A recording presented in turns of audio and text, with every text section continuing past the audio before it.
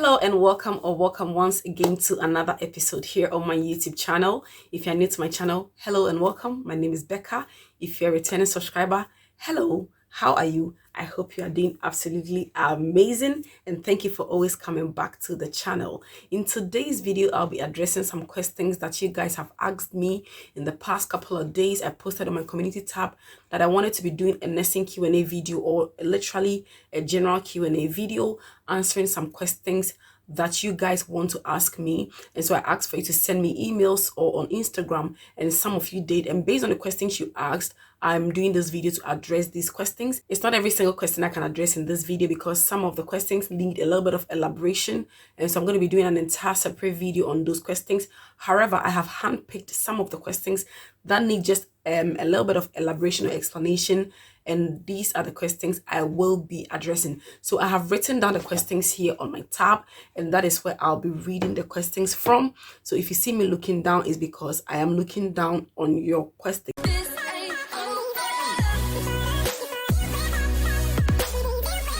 So if you are new to this channel, my name is Becca. I'm a migrant nurse from Ghana in West Africa. On this channel, I talk about nursing. I do lifestyle videos, a little bit of me, fun and positive vibes here and there. If you're new to the channel, kindly consider subscribing, turning on the post notification bell icon so that anytime I make helpful videos, you'll be the first person to be notified and be able to watch. First question is, how long does it take to get a certificate of sponsorship and a job offer after a successful interview?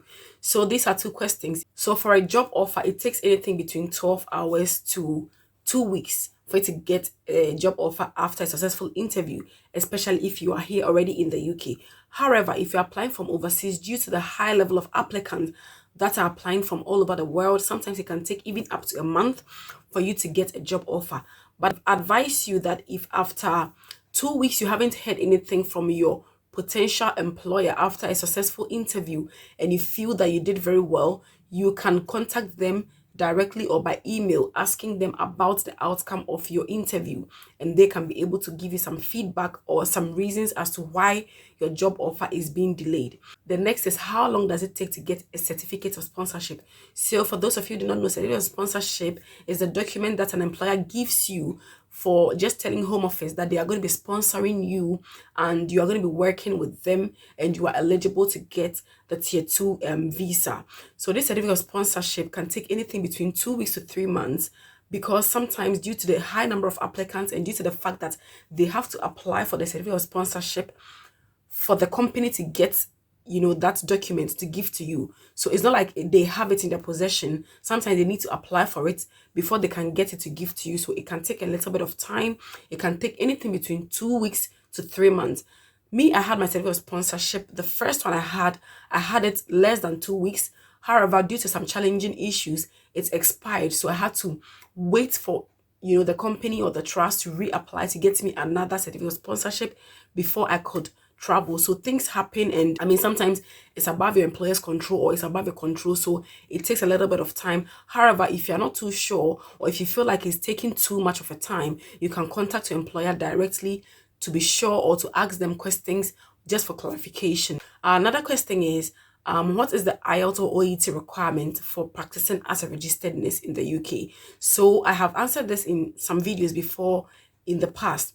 So if you're using the IELTS, you have to sit for the IELTS academic paper if you want to be a registered nurse here in the UK. And for the IELTS academic paper, you need a band 7 in reading, a band 7 in speaking, a band 7 in listening, and at least a band 6.5 in writing. And if you're using the OET 2.0, which is the occupational English test, which is another alternative for IELTS, you will need a band B in listening, a band B in reading, a band B in speaking, and at least band C plus in writing. So that is it for the OET. And somebody also asked, OET and IELTS, which one is easier?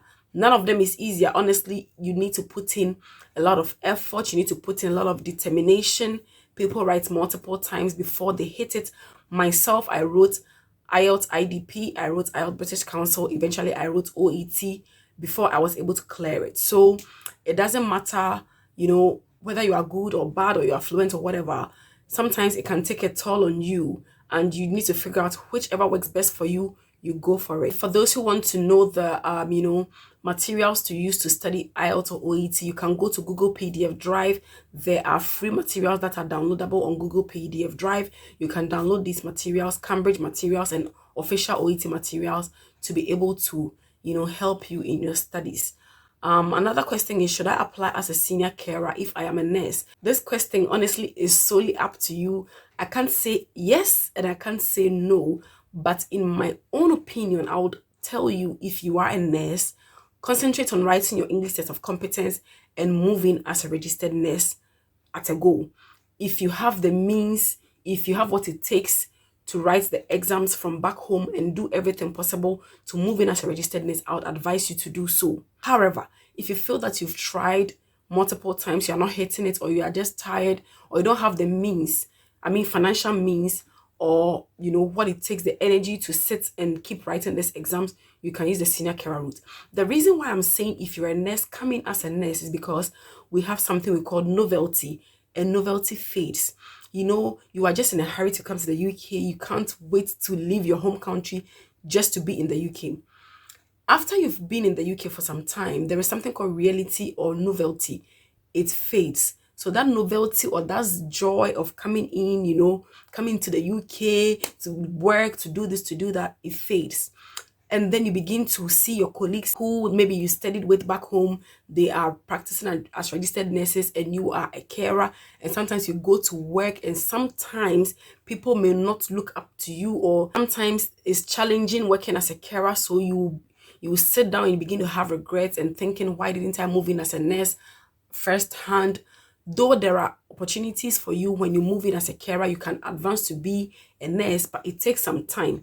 If you are that kind of person that cannot wait to go through that process of being a carer and humbly working to become a nurse, I would advise you to move in as a nurse for your own peace of mind. However, if you feel you can work through it, or you can't stay longer in your home country, you are so desperate to move to the UK, then you can use the senior carer route, which is also very, very competitive and it's not easy to get, but some people are doing it, and so I know you can also do it. What is the average salary in the UK?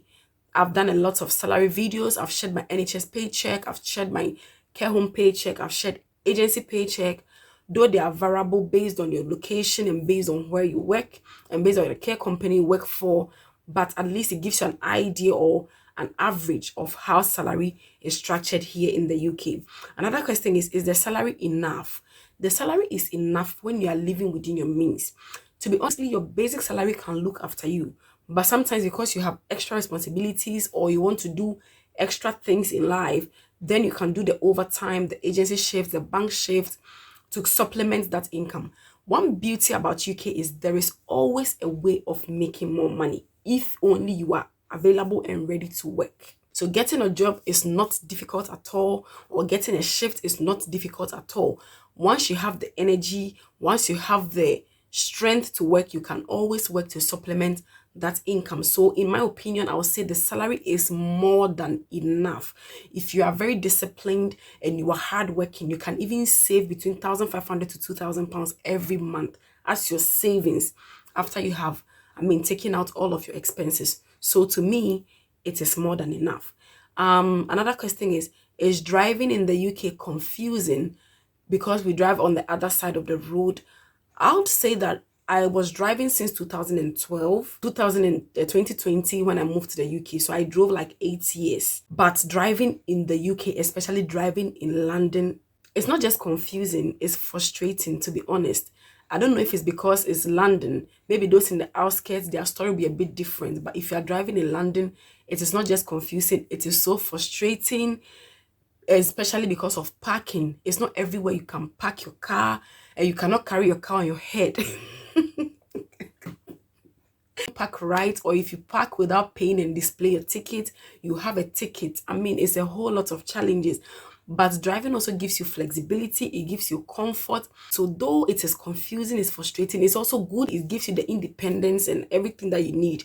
So yeah, it has its own pros and cons, and personally I think I like it driving. Another question is, can I come with my family at once So maybe you've got your certificate of sponsorship, you've had your visa, you are thinking of moving together with your spouse and your children at a goal, or you're a single mother. I had one question, somebody asked me, she's a single mom and she doesn't have anybody to leave her children with. So you're thinking of coming with your children at once. It is possible. I have met two girls so far that have done it, one Nigerian and one Indian. But when I asked them, it is not an easy thing. So they moved in with their husband and their children. And one of them, the first child was 3 years and the second child was less than a year. So it's like a baby and a toddler. It wasn't easy from her opinion because the hospital's accommodation they gave her was for her only. They didn't sponsor or they didn't give accommodation for she and her family. So she had to source out accommodation on her own. Though she claimed she had saved enough, but this currency conversion, in your home country, it is enough. But once you melt that money into pounds, it is nothing. So the money she thought was enough to cater for the family, she got here only to be disappointed because it couldn't rent her a decent accommodation. And most of the landlords were not happy to give her accommodation at that stage of her life because she didn't have her first pay slip to even prove that she was working. She didn't have a bank statement. She didn't have nothing to prove. So it was a lot of back and forth. She was lucky to have a Nigerian community that came to her aid. Some borrowed her money. Some gave her their bank statement and things to be as a reference for her to get accommodation. And that was how she pulled through. So listening to all these stories, I wouldn't recommend for you to bring especially your children with you at the first time when you're coming. You can come in with your spouse, which is much easier because your spouse is grown up. He or she is matured enough to look after themselves. They can either lodge in an Airbnb or they can lodge in a hotel or they can look for a shared accommodation somewhere close to where you'll be working and they can start their life. And then you can also concentrate on passing your OSCE and everything and becoming financially stable. Then you can think of bringing your family because childcare is a serious issue. And also, if you haven't watched my childcare video, go and watch my childcare video for options that you can use for your childcare, especially for those who are writing to me saying they are widows or they are single mothers and they did not know what to do. My question is, can I go to school and work? And will I be sponsored if I am going to school and working? So yes, you can go to school and work at the same time. It all depends on you, whether you're financially stable, physically stable, mentally stable to work and to school. The shift system and everything, the work itself is stressful. So if you've worked for some time and you feel like you can balance both, yes, you can do it. Gaining admission is quite easier if you have the required GPA or the required document to apply for higher level institution or higher level education like the postgrad or the undergrad programs or the specialty programs. Yes, you can apply.